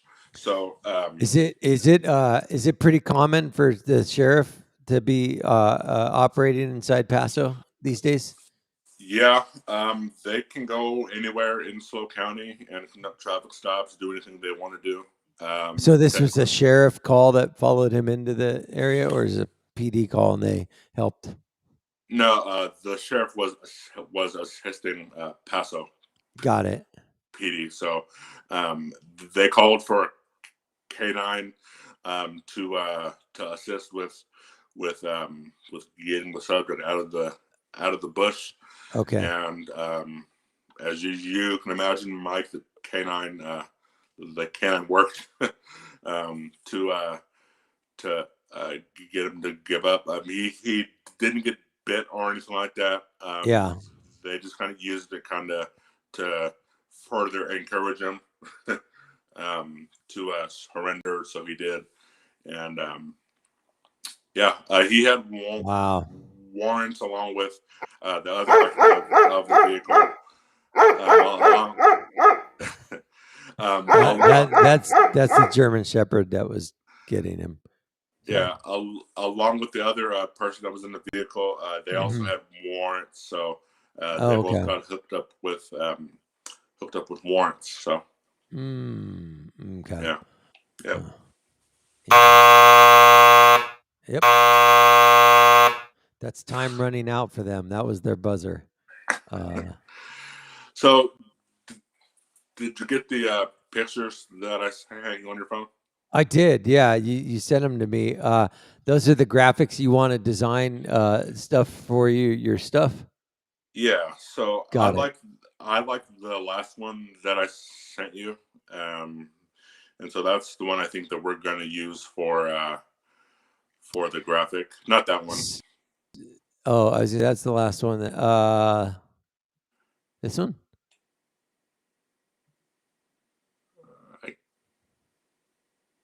This one. I think it's the one that's underneath that one. Yeah, that one there. Okay. Yeah, so my page is nearing its 5th anniversary. Yeah. And so it's going to be the 5th anniversary on July 2nd. And I started the page, as you can see there, in 2017. So it's 2021. So that's 5 years later. So I'm looking to do what Mike is doing with his merchandise. I'm looking to start designing my own stuff as kind of a celebration type thing. So cool. That page will be up shortly, and Mike's going to help me out with that. So Yeah, we're gonna do a little clinic to get you your store launched there. Yeah, because if you've got 5,000 followers or 6,000 followers, and and you're doing this full time, Mm-hmm. there's no reason why your followers that rely on you wouldn't feel inclined to at least support the cause a little, and if they can get a shirt out of it or something, then why not? I think it's a great idea. Right. So I've been talking with different people in the community that follow my page and all that stuff, and so they said that they want like tank tops, t-shirts, Mhm. tumblers, mugs, just basically everything that's in style, as you would say, Yeah, yeah, this yeah. the day and age. So I'm gonna uh, put together some merchandise uh, and roll with it. Good, good. Yeah, why Yeah, not? Um, okay, yeah. I mean, my thought, my initial thought is, I want stuff that I would wear, right? I yeah. want stuff that, and I'm like the worst when it comes to that. I'm so picky with the type of clothing that I need my shirts to be a certain thickness. I need, that's I people always want to, not always, but sometimes somebody will give me a shirt and I won't wear it because it's like I can't stand 100% cotton shirts. They're too thick, they're too heavy. I Hmm. need something that I can breathe in. I want something thinner, something that kind of moves with me, not restricts me. Right, right. So, yeah, I mean, I'm super kind of thinking along those lines all the time. Same Hmm. with, any other merch, right? I love a good beanie. Like Bradford got this beanie for me. It's a custom lab beanie that's Templeton colors, and he got it for me because it was like a 1 year anniversary of me working out at the lab, and so like I love it. So I'm a fan of beanies. I'm a fan of hats. Um, Fan of t-shirts, hoodies. I mean, you name it. I like it all. It's great. Yeah. So I finished that shake. The interesting thing about the shake is that the ingredients called for what it called for, but it made like this whole big thing. So I'm thinking to myself, am I supposed to drink all of it or just like one cup of it? Well, I wouldn't imagine that you would drink it all at once. I think you're supposed to. I think it's just a super dose. I'm gonna go get a refill. Hold on. Stand by. All right, so Mike is gone. I'm going to entertain the show here a little bit. I'm Anthony, for those of you that don't know, for those of you that are hanging on with us.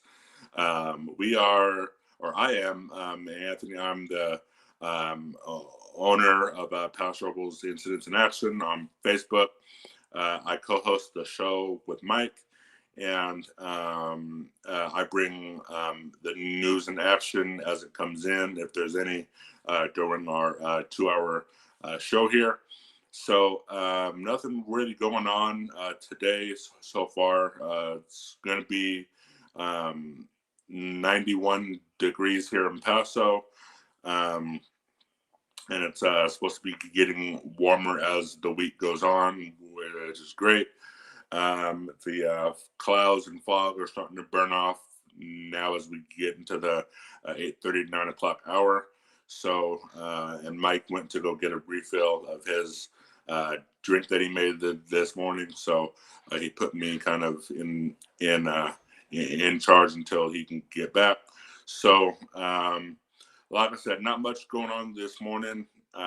We're just kind of rambling at this point. So, but we're just kind of just hanging out and kind of vibing. So, it's all good. So it's all good. So if you have any questions, comments, or concerns for me personally, or for my page, or for the merchandise that I'm going to be coming out with, just shoot me ideas on in the comment section. If you have any ideas, or if you want to contribute, because like I said before, I'm coming up on my 5th year of doing this, and so I kind of want to branch out a little bit and start making some merch out of it, or getting some merch for sale. So, yeah. So here's Mike as he puts on his headphones. Oh man, so this whole thing is smoothie. This is one of those big deals, right? Like, let me see if you guys can see this. And you're gonna drink all that? Yeah, I mean that's what the recipe made. Are you sure you're not gonna puke again? I'm just gonna muscle it down. Just gonna choke it down. Yeah. Well, I don't want you to have a moment like you did in the last hour.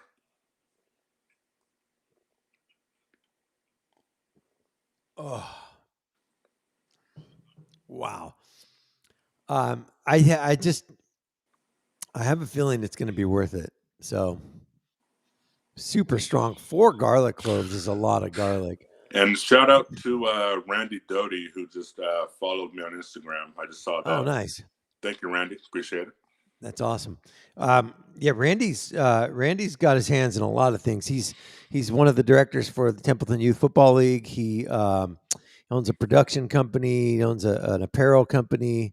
He does a lot of promotions type work. Yeah, he's got his hands in everything. So, Randy's a super cool guy, great guy in the community.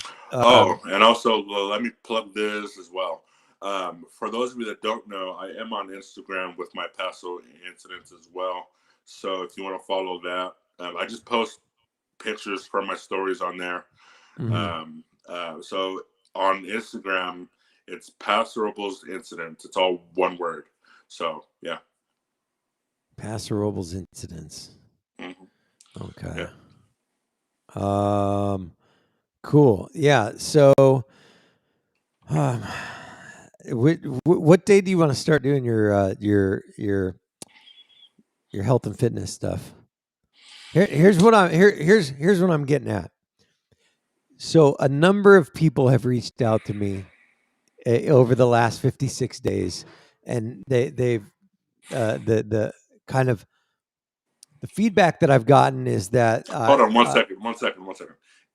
Isn't that scary?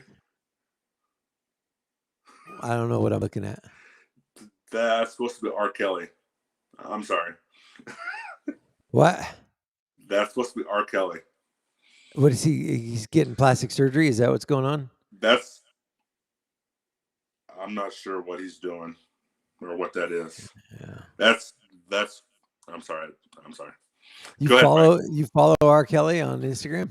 No, I don't. But that's one of the comedians on my page or who I follow just posted that. R. Kelly. Yeah, I mean that's like The Weeknd. Remember when The Weeknd came out for Super Bowl? Everybody was like, "Whoa, what happened to your face?" No, I'm pretty sure that's just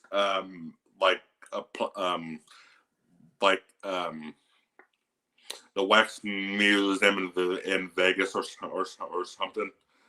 I'm pretty sure it's not real. No. Oh, the picture of R. Kelly. Yeah. Anyways, so you interrupted me. What I was saying is I'm basically turning myself into a wax figure of R. Kelly with all the weight I'm losing. I'm starting to. I've dropped 30 pounds, and a number of people have come up and said, "Mike, what are you doing? I need to get on your plan. I want to do what you're doing." Da da da. So the thought was that I would put together a group that is just like a. I don't know if we want to call it, I don't know a name for it, Brady's Boot Camp or something stupid like that. But literally a group of people that have one goal, which is to get healthy. The goal is not lose weight. The goal is not get in shape. The goal is not lose 30 pounds in 20 days. Like the goal is literally going to be kind of healthy habits, like body, mind, and soul, to just transform your life. I think that's what I'm going to work on. Putting a group together that I can coach. I hate that word coach. No, not coach. Work with. Facilitate, right? Because I'm not the expert, but I will be the one that facilitates this group moving towards a goal. And I will kind of pull together resources to give this group guidance, I guess you would call it, right? So you're in the group. you don't know it, but you are in the group.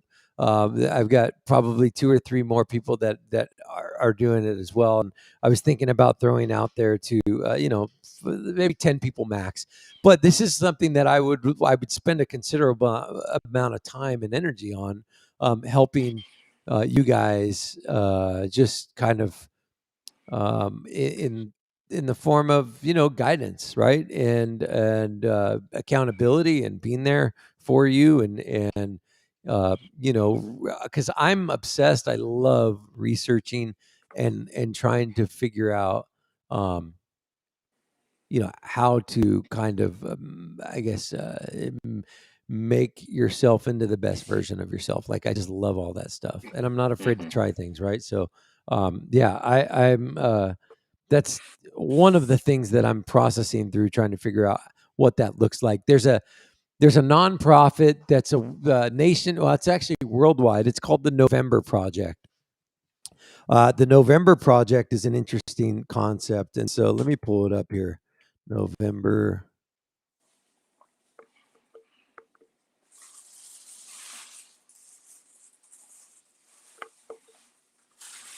So the November Project is an interesting concept. It's a nonprofit that was started by a group, and their whole thing is, well, I'll just let's see here about. So it's a free fitness movement that was born in Boston as a way to stay in shape during the cold New England months. Now present in multiple cities around the world, the movement is a simple sense of accountability to motivate and encourage people of all ages, shapes, and sizes, and fitness levels to get out of their beds and get moving. So the November Project takes place. It's it starts once a week, Wednesdays at 6:30 a.m., and it's just a local accountability group that meets up once a week. It's just like having a local club that you meet with once a week, right? I'm that's a cool concept. It's a good start. To me, it's like that's only a part of it. It's there's what you're spending your time consuming, right? In the form of media, in the form of who you're spending your time with. It's what you're spending your time putting into your body, um, what you're spending your time doing to get physical exercise. It's like all of it: meditation, praying, like you name it. Sleep is a big one, right? It all kind of plays together. And so what I'm looking at doing is putting together some type of program that kind of takes what I've learned here in the last 75 days or so, or actually last 3 years, 4 years now, of kind of this fitness journey of going like this. So one thing that a buddy of mine told me too, which is interesting, is your fitness journey, everybody thinks like to go from 0 to fit is like a hockey stick, right? Like you go from here to here and just go straight up. That's not how it goes. He goes, your fitness journey is going like this all the time. It's going up and down, up and down, and up and down. And the hope is, as it's going up and down and up and down, you're progressing, right? But you're always going to have downs. And that's part of it, is understanding that, there's going to be, I did a thing 6 months where I was going to the gym maybe twice a week, eating like crap, drinking too much. I mean, just treating my body like I didn't give a crap about it, And so, but like understanding that that's part of it is like a huge thing. Not that you're using that as an excuse, like, oh, I'm on a down right now, so I'm good to go. I know it's going to come back up. Not that. It's just understanding that like it's a journey, right? The it's not a destination that you're trying to get to. It's like every single day is an opportunity to make a decision that's either going to be positively impacting your life or negatively impacting your life, with what you eat, how you exercise, what you spend your time doing, who you spend your time, all of it, right? All of those decisions you make on a daily basis can positively impact you or negatively impact you. Mhm. And so the thought is that I would help put together some type of framework for a small group, and just kind of be alongside you guys as you're going through this. And look, I'm not, no personal training, none. Like, I'm not a pastor, I'm not a personal trainer, I'm not a coach, a fitness coach, a wellness coach, none of that. Like, it's just a group leader, I guess you would call it, a group of friends who hold each other mutually accountable to, and I'm happy to do the legwork of figuring out like all of best practices because I love that, right? So, so that's what I'm thinking about putting together here. But definitely, that'll be something where you'll be included in that. And so, when's the earliest you think you'll be ready to do some type of next level? Somewhere. And just so you know, before you answer the question, I really don't care what your answer is because everybody's going to say that they're waiting for this magic date when they're ready to move forward. The reality is you're never ready. You just have to do it. And so, but go ahead. When's your date? Well, I would say whenever I have my next minor operation that'll make my leg a lot better. Oh, because your arms don't work when your leg hurts. No, that's not the case. I want to be. Because when your leg hurts, you can't eat healthy. No, What I'm trying to understand what it means. Why the leg operation is the hindrance? because I can't really move around without it. But you can move around without it. 100%. Yeah, but I mean, I want to be in. I want to have like stability in my leg, and you're going to say I have stability in my leg, which I know I do, but I want to have kind of more of that 100% feel in my leg again before I do any other type of major physical activity. I'll say that. Yeah. So that's my excuse. Well, what kind of major physical activity are we talking about? Like, Well, we're like not gonna fully work. we're not Well, gonna like be running marathons or climbing mountains. I'm talking about like literally standing up, like just basic movement, right? well, I guess that then at that point, whenever I guess. Yeah, that's what I'm talking about. That's the answer I was looking for. Since you talked me down, okay, fine. Yeah. No, I think it'd be yeah.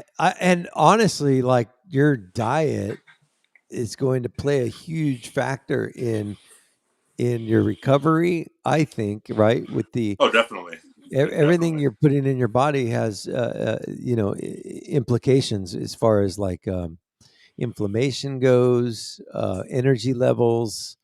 So yeah, I mean, I'll tell you, like, hold on a minute. Let me pull this picture up here. Um, let me see if I can find it.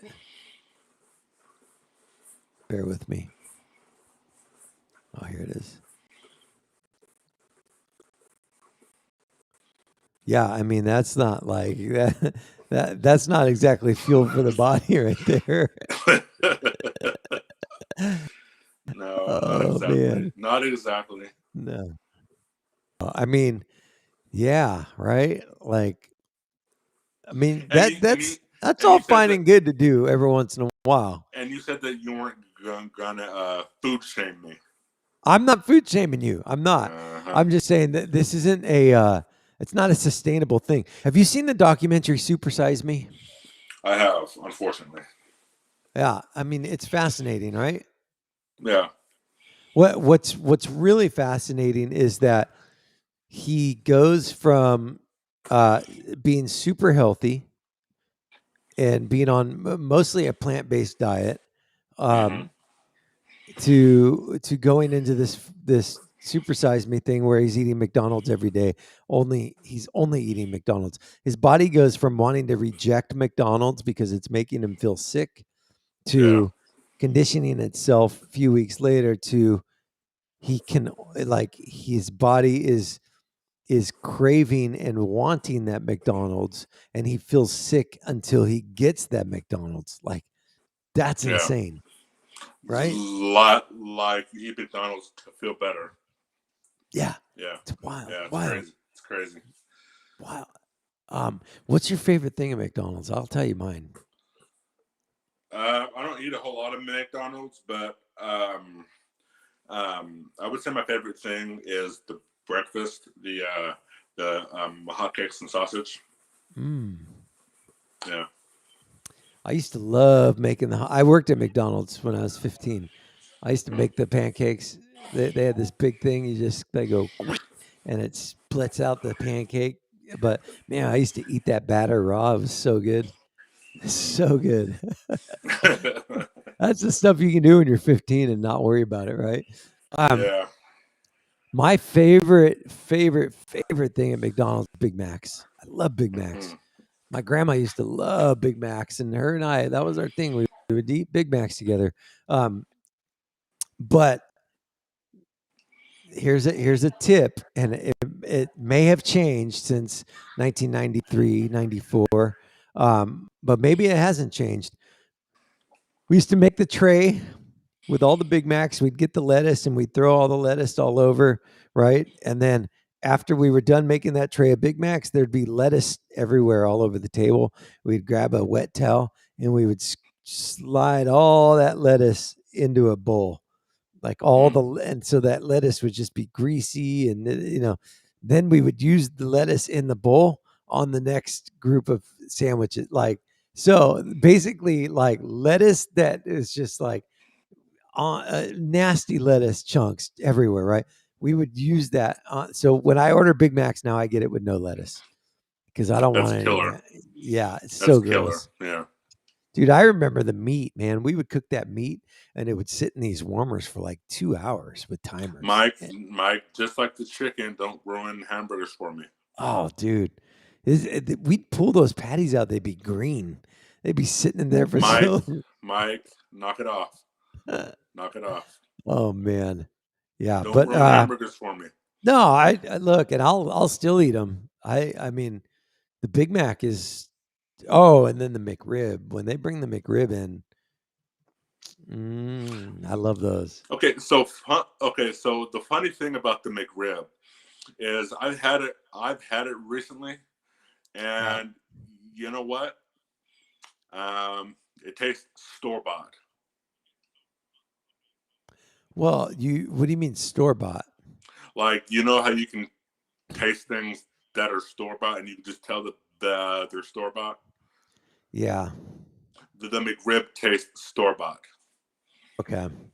So I'm just gonna say that just right there, and the reason why I say that, or the reason why I got it at the time, was because I was coming home from one of my appointments in Los Angeles, and I said, the McRib sounds good. So my dad and I stopped at McDonald's, and I got the McRib sandwich. He got something else, and I said, I just wonder how that tastes. And so he pulled in, and we got it, and everything else, and and I tasted it, and I ate the whole thing, and I'm like, that tastes like it's store bought. So yeah. I'm never going to get that again.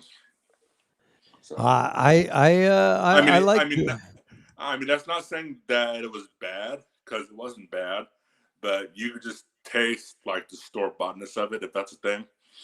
Like you can just tell that, like you could tell that the taste was, it tastes like it was store bought. Yeah. Let me see if you guys can see this here. I'm gonna put this up there. Let's see here. I don't know why we're even on this tip today, but we're gonna do it. What is that? This is you guys can't hear the audio, but Oh, was it like how a burger's made or whatever?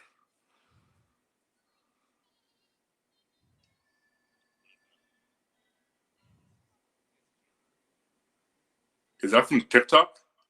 yeah. So they put these McRibs on the grill. They're like basically these frozen rib looking things.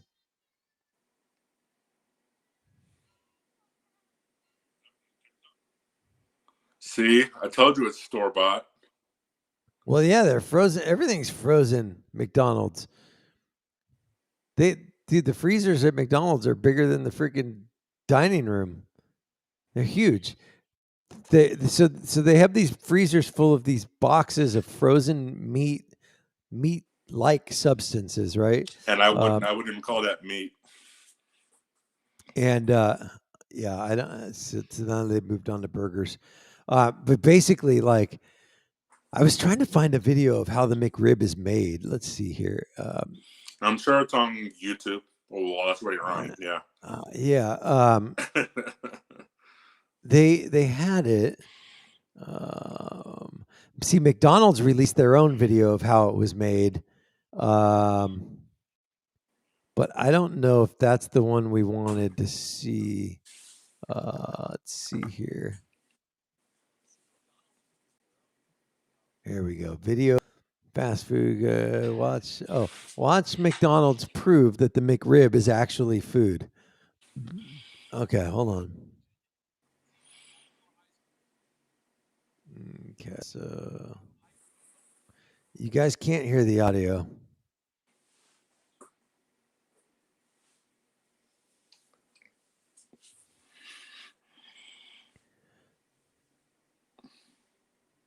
All right, so this guy basically is a teacher. He posted a picture or something, and McDonald's actually he tweeted a picture. McDonald's responded and said, "We're going to prove to you. We want to show you how the McRib is actually food." So, hey, Mike, look at Randy's comment. Let me see. I'm coming back late to this. Is the McRib back? No, I don't think it is yet.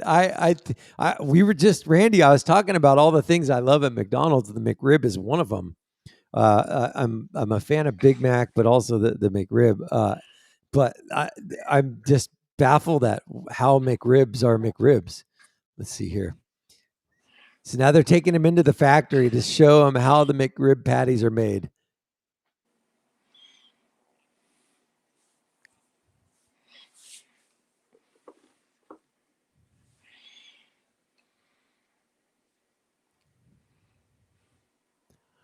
Lopez Foods, McDonald's USA pork supply. Lopez Foods. Okay, hold on. I'm gonna Lopez Foods.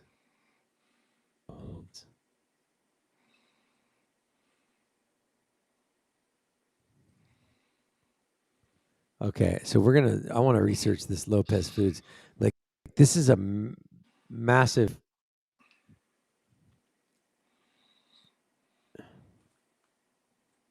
So he's showing boneless pork right here in the lab at Lopez Foods. Okay.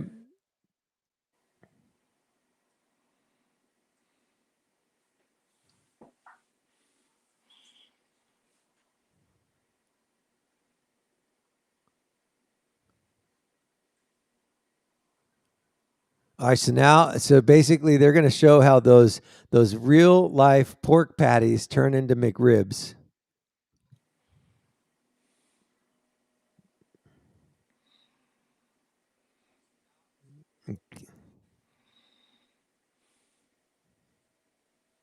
No bones, no gristle. It's just a big tub of pork meat in there.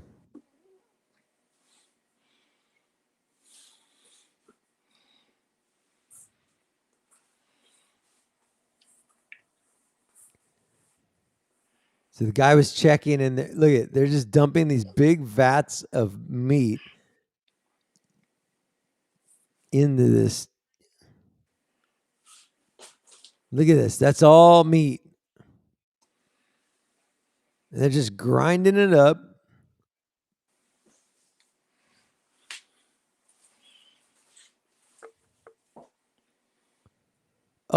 What are they putting in there? Sugar? What is that?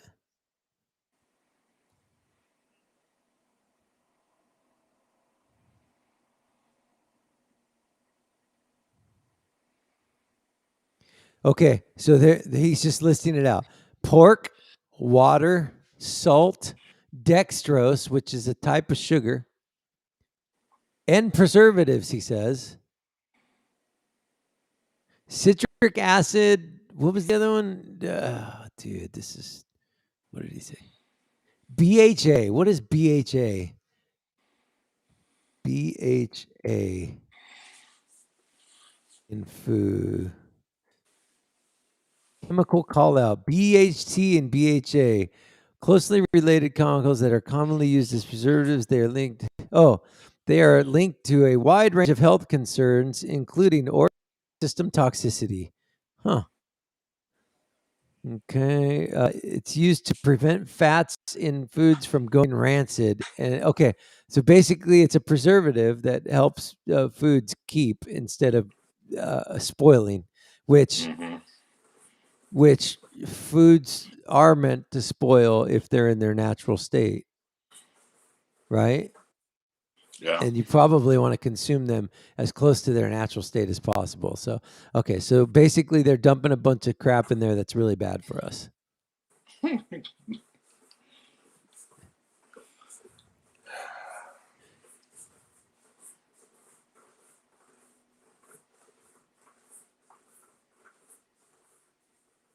Oh yeah.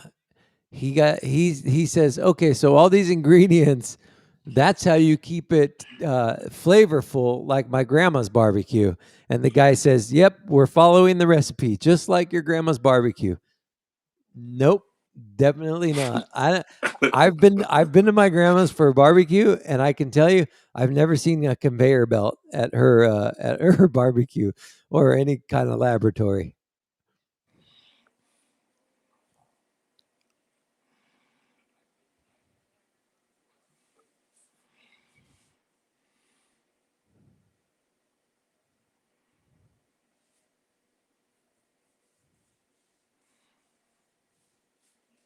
Okay. Now they're shaping it. They're shaping it into the McRib, and now they're splashing water on it. They're putting water on it because they're going to flash freeze it, and the water freezes and keeps it from dehydrating.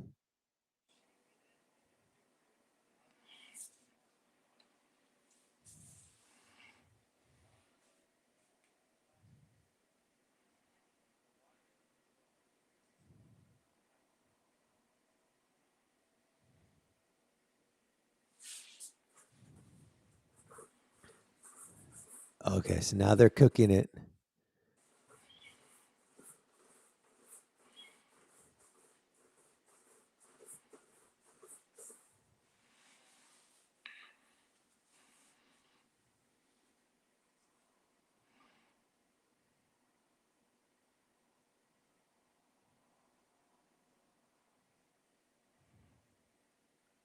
So now these scientists are looking at the sear. Basically, they're oh, this guy works at McDonald's. He just said he's never eaten a McRib. So this guy in the middle has never eaten a McRib, and Wes, the gentleman that was calling them out, that's Wes right there. They're gonna make their McRibs right now and taste them. They've never had them.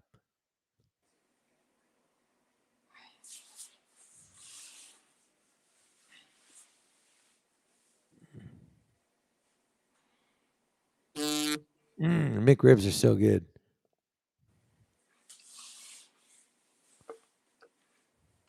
Oh yeah, those are so good. Dude, we just ran out of time. I wasn't going to stop you.